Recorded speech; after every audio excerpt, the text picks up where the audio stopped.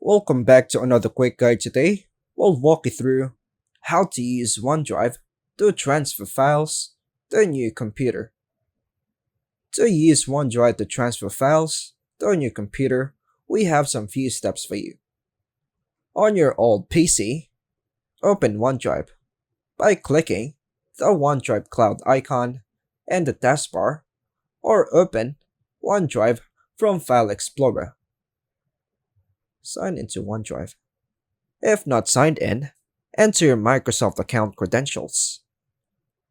Upload your files.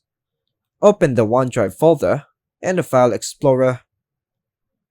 Copy and paste or drag the files you want to transfer into the OneDrive folder. Wait for sync to complete. Check the OneDrive icon and the system tray. Blue arrows, syncing in progress. Green check mark, sync complete. Check files on OneDrive Online.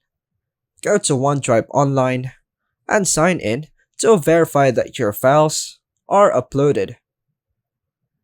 On your new computer, install OneDrive if not available. If OneDrive isn't already set up, download and install it from Microsoft website. Sign into OneDrive.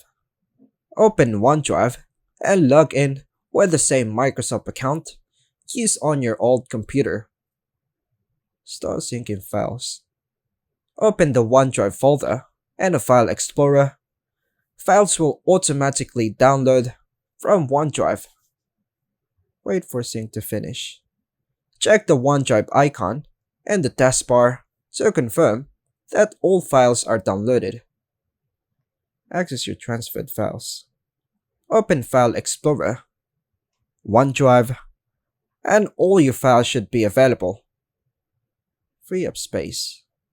If you don't need offline access to all files, right-click a file and choose Free up space to keep it online only. And that's all for now, folks. Thanks for watching.